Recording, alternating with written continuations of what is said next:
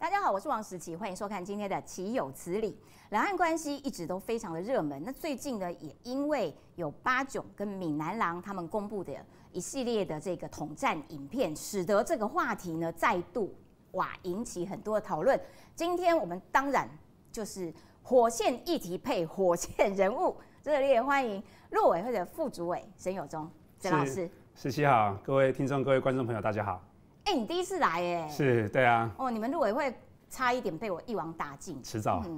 本来想说你是漏网之鱼，但是没有办法，很抱歉被我抓起你这条大鱼了。谢谢，谢谢。所以一开始我们就要来谈谈啦，就是说两岸这个关系的确随着时间点不同阶段，它都一直是一个热话题。那最近特别热，是因为巴囧的影片显露出说，天哪，我们台湾有10几20万人在申请中国身份证，然后近40万台人，就是之前已经有很多人说这件事情真的有这么可怕这么多人啊？其实我觉得巴囧他这个爆料的这个内容出来之后，那当然台湾的社会舆论是有点炸锅啦。那事实上对于北京来讲也感觉到一些压力。为什么要这样说？他为什么有压力？因为可能对于北京来说，没有想到他所谓的对台融合的一些做法啦，或者一些政策啦，会用这样子的这个方式被揭露出来，然后等于说让台湾社会也开始注意到过去可能没有注意到的一些乱象跟可能衍生的一些国安问题。这样讲就是说，我们要先厘清一下了哈，这个所谓的办中国的身份证，其实数字到底有没有那么高，这个现在还在彻查中。但是一般来讲，我们大概合理的去想象一下，这个数字里面可能是有一些混淆，比如说我们常常口头上说的3证那可能是包含了像是身份证、居住证所以这3种证件其实它申办的一些条件啦，或者说它在中国大陆所享受到的一些权益啦，甚至是一些法律上的责任还有它在台湾所面对到的一些情况，其实是不太一样的。所以我们当然是想说，他所爆出来的，一开始说可能有10几万、20万，现在又有往上提升到40万，那是不是有可能是混用了去办这3证的这个人口？那我们真正说实在话，然后我们最关心的还是在于身份证的这个部分。对，因为你说像台胞证可能旅游，它只是一个通关的这样子的一个证件或者说居住证有一些台商，或者说有一些可能要在那个地方念书，他可能需要办一个居住证。但是你说像身份证的话，它当然影响的权益就会非常的大。那最基本来讲的话，就是如果他有了中国大陆的这个身份证的话，居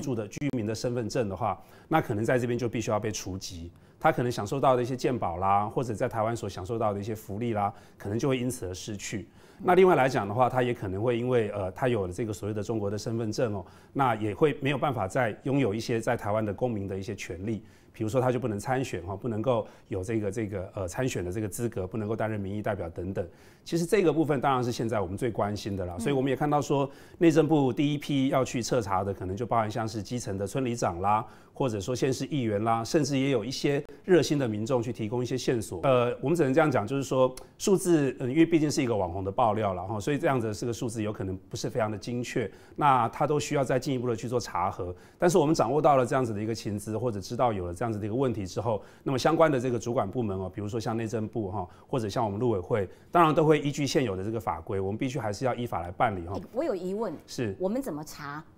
台湾人拥有中国的身份证？中国不会给我们户籍资料嘛？对，国籍资料嘛？对，那我们要怎么查？这个就是时琪姐刚刚说到是最困难的这个地方了，因为中国大陆对我们不是这么的友善，所以他也知道说他去吸引我们这个台湾的同胞去办这个所谓的身份证是他们要去进一步去达成所谓的对台融合的一个重要的一个手段。他当然不会配合我们去查，因为他就是希望越多的台湾人来办越好。那他又知道我们的官方的立场是不希望我们的国人去办，所以他当然不会去配合。那我们可以跟美国啦，我们可以去跟日本啦，去调一些这个双重国籍的一些资料，或者说台湾人入籍的资料，他们都会愿意配合，就是理念相近的国家，也是民主的国家。可是中共就是对台湾是居心叵测了所以我们可以这样讲，就是如果我们认为这是一个国安的漏洞，那其实对于老共来讲，他开心的不得了。他刚刚说北京也被炸锅的原因，是因为他本来想说偷偷的或者说他就让然慢慢的让这个东西在台湾变成是一个常态，但没有想到现在被爆出来。但被爆出来之后，我们希望他配合的话，或者说希望北京也能够提供我们一些这个资料的话，那我想北京是不会主动的去提供啦。所以我们能做的真的是非常的有限，也比较被动的来去做。那可能第一步的就是说，你不能够拥有双重国籍的这些人来做，基层到高层。对，不只是民代啦，可能也还包含像是公务员的这个身份啊，比如说你是应考试服公职的这一些人哦，那你应考试服公职的这些人的话，基本上来讲，像常任文官，他按照我们中华民国的法律来说，也是不能够拥有双重国籍，因为这个就牵涉到效忠的问题嘛。对，所以就这个部分来讲的话，我们内政部是可以比较主动的，或者说陆委会是比较有主动的权利去要求这一些人第一波先做一个说明。但是如果说对，如果说他既不是民代，他也不是常任文官，他只是一般的这个老百姓的话，其实他没有义务啦，我们也没有权利要求每一个国人同胞都要来做一个自信的这个，不可能。我们是一个民主的国家，所以我们只能够说在法律规范的这个范围里面不得拥有双重国籍的这一些人是法律规定的。那我们可以从这个地方开始来做查处。那所以我们第一步可能只是针对我们能这个规范的对象，对，民代、公务员这些要求说，请你说明，或者是请你拒绝，或者军人，对，军人拒绝说，对，承诺我没有这个中国的身份证，对，那可是也就是很多人就好啊，那我就签个名，会不会碰到这种状况？那其实他有。多多少少，他还是可能在里面潜伏着渗透者。对，我们也当然会不排除会有这样子的现象，然后所以相关的法规啦，就是我们说的这个国安的相关的这个法规其实现在两岸关系已经大不如以往了那现在中共对台的这么处心积虑的各种的手段来进行渗透、统战跟破坏，所以我们相关的这个国安法规，比如说刚刚所提到的这一块，那是不是隐匿未报？或者说他其实明明就有，但是他也跟你说我给你签一个切结书，跟你说我没有。那他们的影片说，针对年轻人你现在很好啊，给你钱啊，你可以买房买车啊，然后你就不要去中国就好了啊。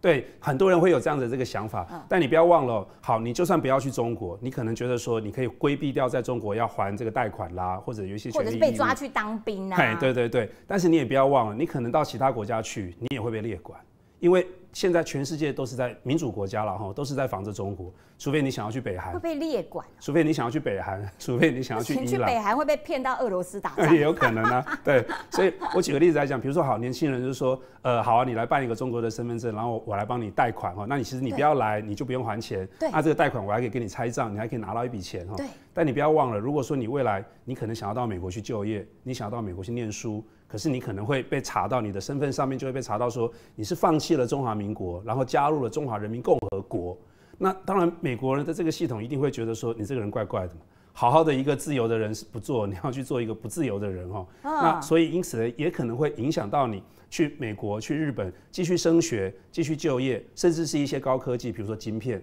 那我举个例子来讲，我们现在台积电在日本设厂。未来有可能在美国设厂。那如果说你今天是想要从事说这个高科技行业的年轻人那你想要到美国，第一个就学可能就会被抓出来。你好好的中华民国不当，你要去当中华人民共和国的国民，那这个机敏的学系要不要让你来念，可能门会关起来。再来第二个，好，那你就算是这个还蛮实质影响的。是，所以你不要认为现在尝到一点点甜头，然后你不去这个就会没关系，你不要到中国就没关系。但是现在全世界都是在防着中国大陆。那会不会有可能啊？就是说如果我要去旅游，然后去跟刚好这些国家跟中国的关系很好，譬如说泰国啦、越南啦、柬埔寨啊这些地方，会有人身安全上面的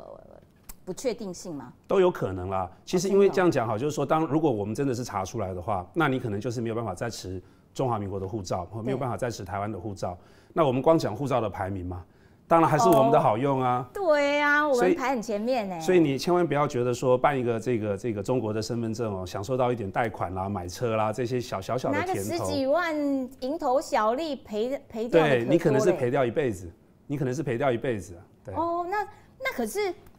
我看那影片啊，哇，讲得非常美好。哇，给你钱啊，就贷款，而且有专人一条龙式服务对。那所以陆委会这边除了呼吁年轻人，因为他们看起来是针对什么45岁、40岁以下的年轻人。对。那可是很多年轻人会不会比较少在注意这些政治新闻，所以陆委会只能呼吁，但会不会那个强度不太够？有什么方式可以让年轻人知道说，我跟你讲，这很危险，你可能命都没有。一方面我们当然就是强化跟社会的沟通，做识读了哈。那二方面我们也会注意到说，其实很多年轻人他可能不见得是主动想要办。他可能也是被一些不孝的业者啦、旅行社啦，甚至是一些人头公司人蛇集团用诈骗的方式，或者是半拐半骗的这个方式。所以我们现在可能也会针对上游的这一块去加强一下它的这个考核。有没有想说要把巴炯找过来聊聊？因为我看到他最新的讲法，这2天才刚讲。对，他说其实新北有3个点，台中也有，也有，不知道2个点还是3个点，就是直接办中国身份证的据点呢，直接进到台湾来办啊！对。其实他那一天的那个座谈在哪里啊？好可怕！他那天那个座谈在台中啦，然后是主要还有那个曹新成董事长也在现场。其实说实在话了哈，这个本来那天我有被受邀一起去哈，董事长曹董本来有问我说，正好在台中，因为我台中人嘛，我周末就回台中哈，然后就说，那要不要刚好这个议题你们也很关心，要不要一起来聊一聊哈？不过那天正好有其他的事情，所以错过。如果有机会的话了，当然我们也可以跟巴炯来去用比较看看用什么样的这个适当的这个方式去了解一下他手上到底掌握到的一些线索跟具体的一个情资，那么可以配合政府在相关的这个漏洞上面来讲，可以提早去把它补起来，把这些驻点全部抄掉，像抄这种什么站一样，把它全部抄掉啊！怎么可以在台湾办中国的身份证？对啊，而且明目张胆。然后呢，包括了像调查局啦、内政部，我看起来都有动起来，有针对这些议题。所以其实你们有没有一个跨平台的一个？有，对，所以里面有内政部、陆委会、调查局，还有相关的这个部会，像移民署也都会有。移民署。对，所以我们曾经也开过这个工作层级的这样子的一个工作会议那彼此集思广益的来去看看怎么样去处理这些事情。调查局可以有比较强的这个调查的这个执法的能量了调查的这个能量。那我们陆委会毕竟还是在一个政策单位政策制定的这个单位，所以我们大概主要还是在上游的这一块就是说相关的这个法规，如果现有的法规还不完整的地方，我们提出一些修改的这个建议。那你刚刚讲到说增加法则，你会建议法则要怎么样子修订，会才是一个比较有吓阻力的？这个当然也需要社会大众的一个共识啦，或者说朝野政党的一些共识。因为如果说那陆委会他也就问了，我们就给他罚到一个天花板。对陆委会，对我个人来讲，或者对我们陆委会来讲，我们当然不乐见这样的现象。既然不乐见，我们当然就会希望说，他的这个罚则一定要有吓阻力啦。你如果说这个罚的不痛不痒，几百块、几千块然后这个那这个当然对他们来讲的话，就好像没有感觉。但是你如果罚得过重，我们毕竟还是强调一个比例原则的国家了，所以我想，应该这样讲，就是说，我们就是滚动式的调整。第一步，我们先注意到这个现象；再第二步，我们召开跨部会的协调会议了。那第三步，我们可能也需要跟立法院执政党跟在野党的立委们去做一些沟通，然后找到一个大家都可以接受的这个方案。虽然它会有一点时间，但是我是觉得，至少都比没有做来的好。那同时也是一个证明说，我们就是一个民主国家啦。那先跟社会大众做好沟通，然后跟立委做好沟通，跨部会取得一个共识之后，在适当的这个时机点，才能够去把这个法律修得更完备一些。刚提到立法院然后也提到我们是一个民主国家，我们是从下而上。其实有很多的网络上面一般人民的讨论都在认为，还有执政党在立法院的党团也都认为说，现在的国会某种程度是习近平直接下令，你会有这种感觉吗？这个当然从我们陆委会的角度是不太方便这样说了，这当然是我们陆委会所不乐见了。不过台湾毕竟是一个民主国家了，所以我想现在立法院的整个运作的这个情况，老百姓都看在眼里，所以民间社会也开始动了起来。那其实我们陆委会啦，或者是国安会都有在注意这样的现象。那基本上来讲，我觉得市民社会的这个活跃的程度来说，那我们乐见了，但是我们绝对不会说用政党的力量或者说是用政府的力量去推动它，或者说去推波助澜。那民间的这个活动，我们就是乐观其成，或者是我们尊重。但是我们该做的事情就是说，我们跟朝野政党是不断的去做沟通，然后提出我们从官方的这个角度认为国安应该要注意的事项。你会不会担心说，好，假设说他们定一个罚则是1000万，被逮到的话，你就是要给我罚1000万，然后这个法案到了立法院之后，会修成罚则100块。刚才因为现在人数上面看起来，这个执政党的人数是居于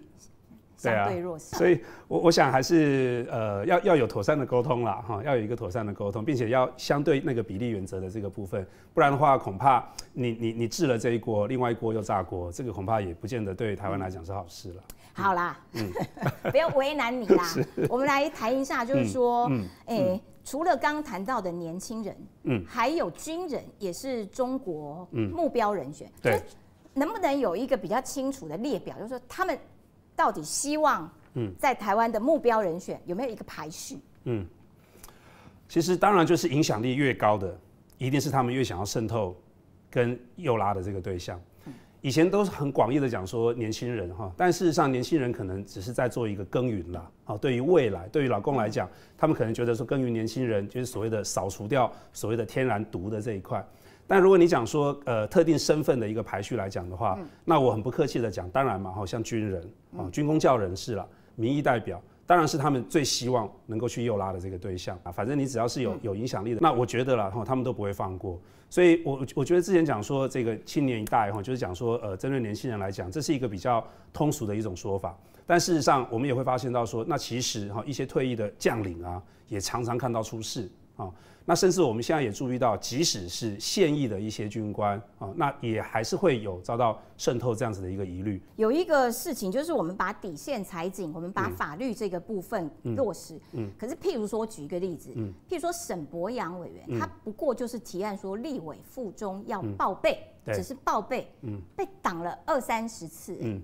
那可是这个法律底线我们要踩，可是踩不住啊，就是